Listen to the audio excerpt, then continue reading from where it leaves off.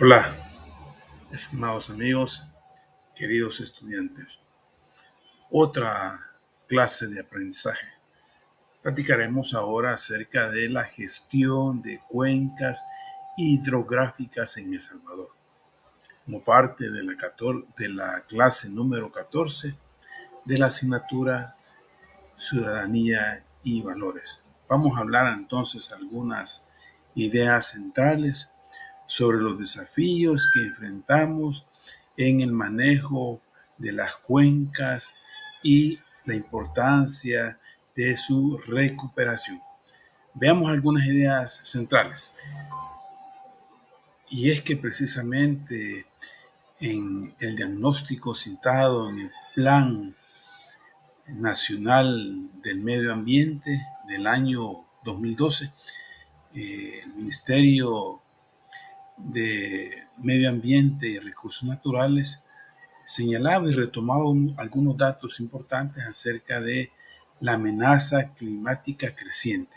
Y esta amenaza climática creciente directamente está impactando en el plano hidrológico de El Salvador. En tal sentido, hay una degradación de los ecosistemas en un porcentaje importante, lo que indica de que hay que iniciar una serie de acciones para evitar esta creciente degradación en relación al recurso hídrico. Pero también hablaba de la insalubridad ambiental generalizada, la situación crítica de insalubridad de todos aquellos espacios o áreas importantes que generan recurso hídrico. Es una insalubridad permanente, ya que muchos de estos lugares importantísimos son lugares del depósito final de desechos sólidos de parte de los ciudadanos, de parte de las comunidades que viven aledaña a estos lugares. Y eso no debe seguir de esa manera. Pero también hablaba que otra amenaza tiene que ver con el crítico estado del recurso hídrico, todas aquellas situaciones que a lo largo del tiempo han ido afectando las áreas que se prestan a este proceso natural de acumulación de mantos acuíferos y que precisamente por esta amenaza climática estamos en un estado crítico en situación de avanzada.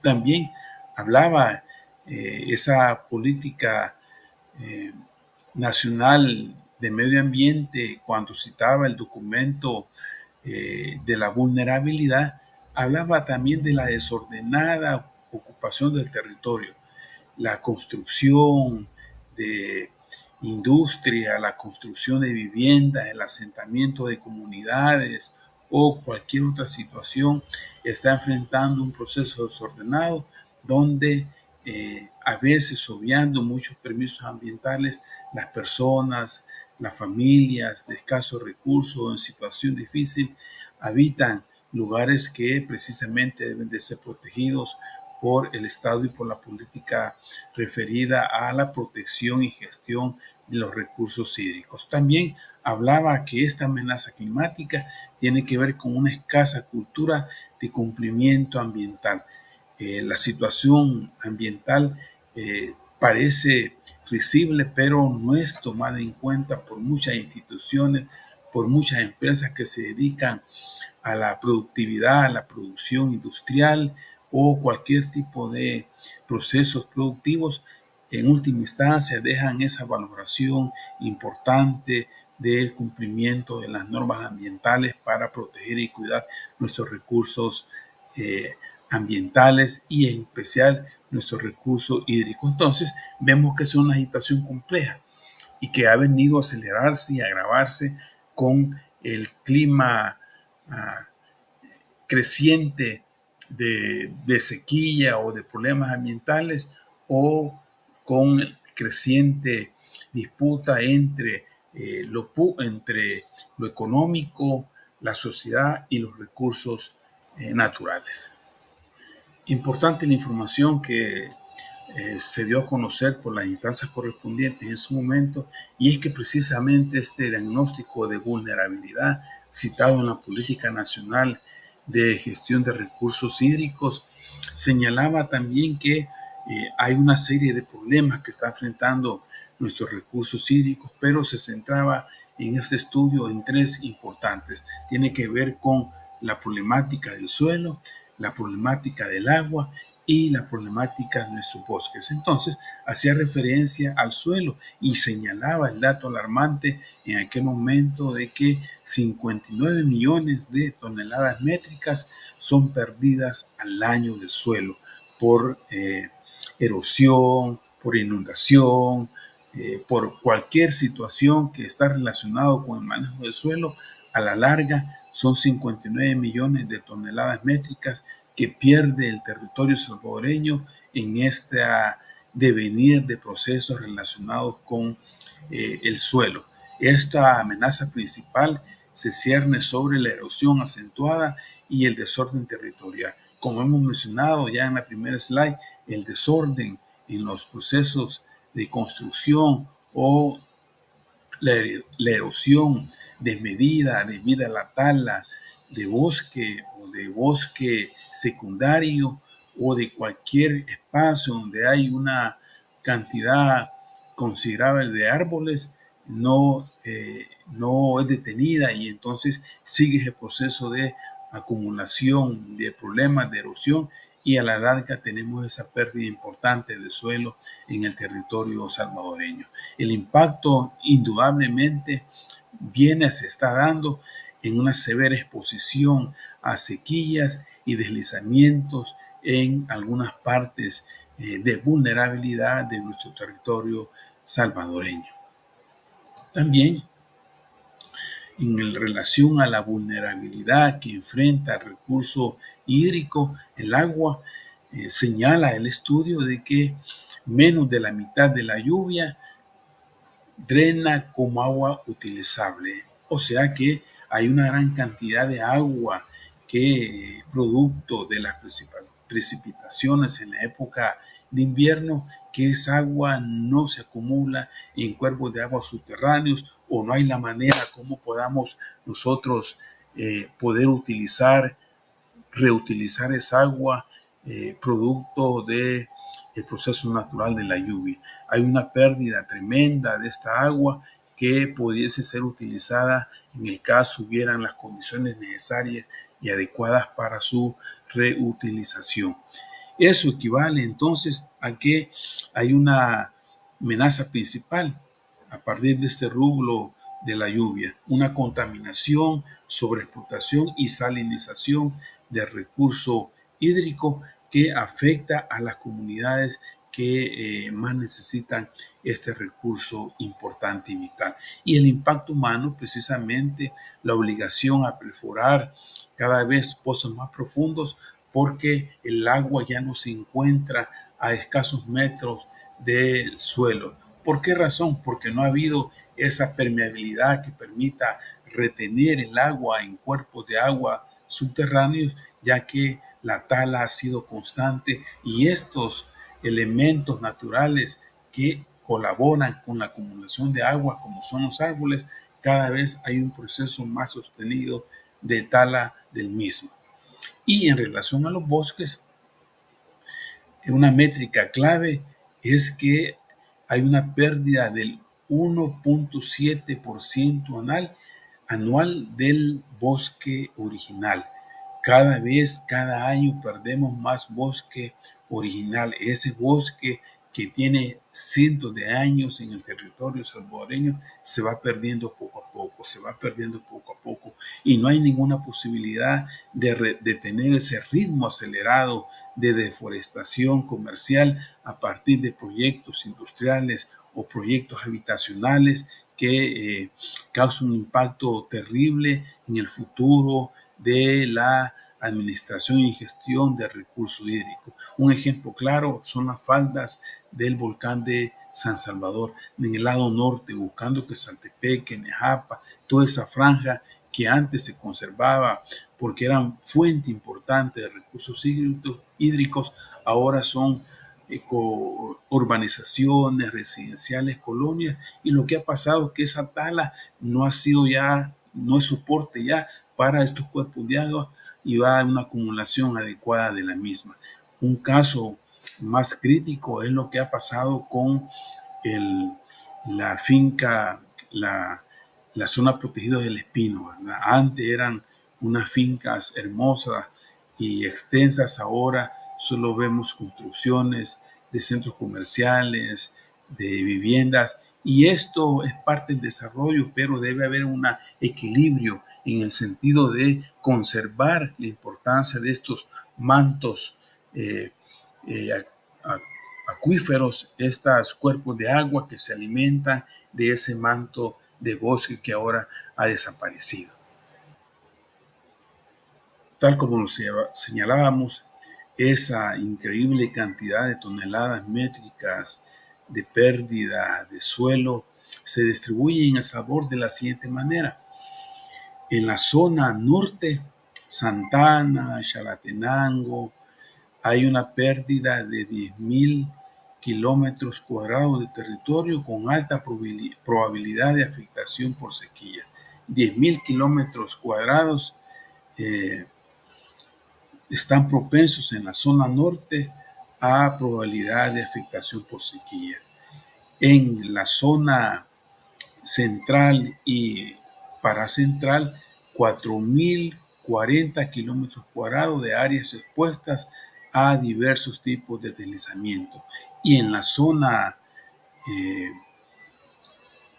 oriente, 1.470 kilómetros cuadrados de zonas vulnerables a inundaciones severas y moderadas. Como vemos, este contexto histórico del 45% del suelo ya presenta erosión acentuada desde muchos años y ahora se está acentuando cada vez más. Vemos en el mapa ahí las tres zonas que tienen grave exposición a deslizamientos, a sequía, por la pérdida del manto boscoso y la mala distribución, la mala captación de recursos hídricos, lo que provoca una erosión constante en el territorio nacional y que a la larga eso ha afectado todo el ecosistema, y un ejemplo de eso son las fuertes sequías que se tienen en ciertas zonas de El Salvador y que no deben de pasar. Por eso es importante que todos tomemos conciencia y podamos colaborar para que esta situación se revierta. Y es que ese flujo vital del recurso hídrico se ha ido perdiendo poco a poco en el territorio salvadoreño, pero se ha ido perdiendo por estas causas que hemos señalado: la tala indiscriminada, la erosión del suelo, que le da paso a priorizar proyectos industriales, habitacionales.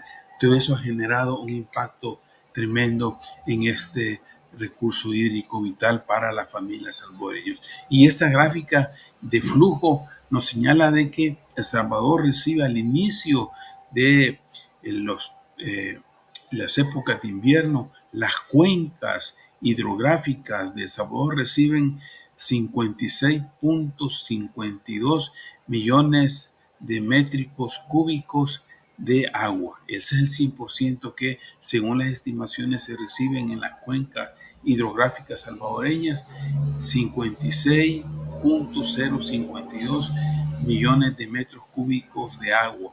Entonces, eso es importante, equivalente a 1.784 milímetros de lluvia al año.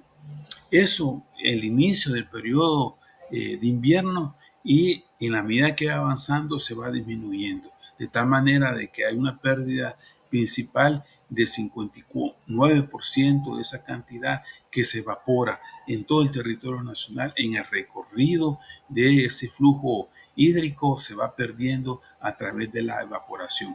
Un flujo restante a través de las escorrentías superficiales o almacenamiento. Eso equivale al 41% en almacenamiento de esa agua que se logra captar en los cuerpos de agua. equivale a 4.959 millones de metros cúbicos de agua y la escorrentía superficial equivale a 18.251 metros cúbicos. Entonces es importante avisorar y hacer cuenta de la cantidad de agua que se pierde en el territorio salvadoreño por una u otra razón. El resultado final es que del agua potencialmente utilizada, de esto cantidad impresionantes, menos de la mitad es aprovechada y drenada para su posterior uso en el sistema hídrico que llega a cada uno de nuestros hogares a través de las infraestructura de distribución de el agua, de este recurso hídrico importante para todos. La amenaza es permanente, así es que tenemos que revisar la importancia de cuidar nuestros recursos hídricos. Y es que debemos de señalar de que muchos hogares en El Salvador siguen cocinando sus alimentos a través de una fuente energética como la leña.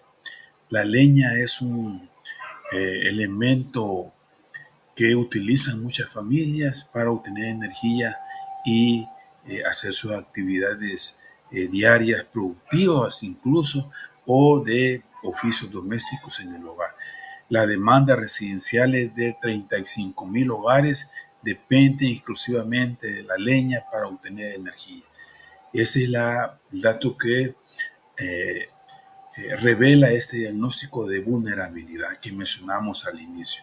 Y el consumo nacional de leña en El Salvador está entre 250.000 y 300.000 metros cúbicos de madera consumidos anualmente. Esa es la tasa de porcentaje de consumo de leña. Esta cantidad impacta directamente con el recurso hídrico porque está referido esa obtención de esa leña por procesos de tala o por procesos que tienen que ver con la construcción de comercio o de residencias. Es importante señalar de manera enfática y trágica que cada vez perdemos un 1.7% del bosque natural en El Salvador. Un dato crítico y que no debemos de pasar por alto y debemos de hacer conciencia en nuestros hogares que es importante eh, eh, utilizar como energía para nuestras actividades otro tipo de elemento eh, iniciador de la energía, diferente a la leña. Puede ser otro tipo de recurso que nos permita entonces cumplir la necesidad de hacer nuestros sagrados alimentos o hacer ciertos procesos productivos no utilizando leña. Por ejemplo, muchos hogares en lo rural utilizan leña para cocinar. Muchos emprendimientos o microempresarios utilizan leña para fabricar sus productos que venden en el mercado nacional. Por ejemplo, aquellas ladrilleras que usan unas cantidades inmensas de leña para cocer el ladrillo es un ejemplo de eso. Aquellos procesos productivos agrícolas que se dan en lo rural que también requieren leña o que precisamente comercian algún producto a partir de una base primaria de leña. Por ejemplo, todos los que hacen carbón, todas las personas que se dedican a la fabricación de carbón. La fuente primaria es madera y esa madera tiene que salir de algún lado y sale indudablemente del bosque natural que está en las diversas regiones de El Salvador. Esto debe de cambiar, no podemos seguir así. Este ritmo acelerado de la deforestación conlleva efectos trágicos para toda la sociedad. La situación que estamos viviendo es importante asumir un nuevo paradigma, que la cuenca hidrográfica como un territorio vivo y un territorio en el que todos debemos de participar para su conservación, para su gestión, para que sea un territorio importante para seguir acumulando agua en nuestros cuerpos de agua subterráneos y que no sea un espacio de erosión permanente que al final socava todos los procesos de captación de agua hídrica para el país. Entonces es importante cómo esta cuenca tiene la intervención de las instituciones especialistas, de las comunidades, de aquellas empresas o instituciones, ONGs que se dedican a este tema en específico, para que ese paradigma de la cuenca hidrográfica como algo que no tiene que ver con nosotros, como algo desconocido, tiene que cambiar. Tenemos que asumir la importancia de la cuenca y tenemos que involucrarnos en el cuidado y en la gestión adecuada de la misma. Esos ciclos hídricos se inician en las cuencas hidrográficas porque es donde cae una mayor cantidad de agua lluvia y inicia todo el proceso de captación del agua. De lo contrario, es un agua que va de paso y que se pierde en el océano y que no logra captar los diferentes cuerpos de agua que a la larga son las fuentes que retoman las instancias correspondientes para poder acumular agua dulce y distribuirla a los hogares. Y otra cosa importante que debemos de evitar la escorrentía de la red hídrica. Es importante esto porque no podemos seguir talando. Acordemos que la tala contribuye a esta sequía y la sequía tiene que ver precisamente con la falta de captación de ese recurso que solo lo hace a través de ese medio natural que son los bosques. Es importante entonces tomar en cuenta este dato para nosotros poder reflexionar y involucrarlos en la medida que podamos, y si no los involucramos, saber la importancia de las cuencas hidrográficas para la acumulación de este vital líquido que le sirve a toda la sociedad salvadoreña en su conjunto y a todas las áreas de la sociedad en general. Y es que el Estado tiene una estrategia estatal para el manejo de cuencas y esta estrategia nacional tiene que tener una visión integral y esa visión integral tiene que estar orientada a lograr que las cuencas sean manejadas integralmente con un enfoque de sostenibilidad directamente por sus actores. ¿Quiénes viven en las cuencas? ¿Quiénes viven cerca de los ríos?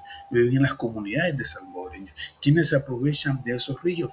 Las empresas o instituciones que hacen alguna actividad productiva. Entonces es importante que éstas se involucren en el manejo integral de las cuencas hidrográficas. Y es importante porque esa estrategia nacional para el manejo de cuencas tiene objetivos claros y esos objetivos tienen que ver con promover un entorno de participación amplia para garantizar que la gestión territorial sea en tres vías: la sostenibilidad en el tiempo, la adaptación frente al clima y un motor para la seguridad alimentaria. Entonces, como vemos, es una cosa bien compleja y las cuencas, por eso, revisten la importancia necesaria. Solo vemos allá las montañas, decimos, allá está tal montaña, pero nos damos cuenta que esa montaña forma parte de una cuenca y en esa cuenca se dan procesos importantes de revitalización hidrográfica y la importancia de acumulación de ese líquido vital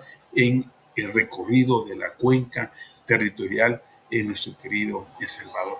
Y es que esta estrategia nacional del manejo integral de las cuencas tiene cuatro ejes importantes. La coordinación interinstitucional, que está referida a la articulación de todos aquellos sectores vinculados al manejo sostenible y a la utilización de recursos naturales de estas cuencas hidrográficas. El segundo eje tiene que ver con la agricultura resiliente, la importancia de impulsar prácticas sostenibles frente a la amenaza de cambio climático. Cómo no podemos seguir ya talando árboles indiscriminadamente. Los procesos productivos tienen que haber una simbiosis en la conservación del bosque, pero también que esa conservación del bosque permita el cultivo de productos agrícolas y al final de cuentas los beneficiamos todos. El tercer eje tiene que ver con la gestión del riesgo, cómo articular estrategias para que podamos fortalecer a los procesos productivos a pesar de las sequías, a pesar del cambio climático. Entonces es necesario una nueva estrategia que nos permita eh, seguir manteniendo la producción, seguir manteniendo procesos productivos, pero que esto no lleve a sacrificar el bosque. Y un cuarto eje tiene que ver con el fortalecimiento, desarrollar capacidades institucionales y técnicas de los actores locales. Eso implica la educación ambiental, la educación de procesos productivos que no pongan en riesgo la cantidad de bosque y que esa cantidad de bosque, si existe, sea un elemento importante que pueda beneficiarse de los procesos productivos y no la tala indiscriminada de bosque a nivel nacional. Entonces, esta estrategia de uso y de manejo de las cuencas hidrográficas requiere pasos importantes. El paso uno, las bases legales y la gobernanza, cómo participamos y hay un ordenamiento legal que garantiza esa protección y manejo adecuado de las cuencas hidrográficas. El segundo paso tiene que ver con el conocimiento y la práctica, con saberes integrados y paisajes sostenibles que garanticen la utilización y la belleza de estas cuencas. Y el tercer paso tiene que ver con la evaluación continua de la participación, con enfoques de género, de participación, de derechos, y que precisamente todo esto tiene que ver con esa planificación y evaluación integral de las cuencas hidrográficas. Un tema importante, apasionante, por cuanto que tiene que ver con la vida de la flora y la fauna de nuestro querido país y más aún de la vida de los hogares de la familia salvadoreña. Para terminar, decir que un enfoque estrictamente participativo debe de ser un eje de actuación para el rescate de las cuencas hidrográficas, para que éstas sigan siendo importantes para la población salvadoreña, porque son fuente de vida, fuente de fortalecimiento de los mantos acuíferos y todos tenemos que hacer uso adecuado de las mismas e involucrarlos en la gobernanza de estas áreas importantes para la economía y para la familia salvadoreña. Que estas ideas iniciales acerca de la gestión de las cuencas hidrográficas sea el inicio de una discusión amplia en las aulas, en la familia y la importancia de la reflexión de parte de nuestros queridos estudiantes junto con sus comunidades de residencia para que seamos actores importantes en la gestión de las cuencas hidrográficas que tanto necesitamos y que son vitales para ese recurso líquido necesario para la vida de nuestras familias y del planeta en su conjunto. Nos vemos en la próxima clase.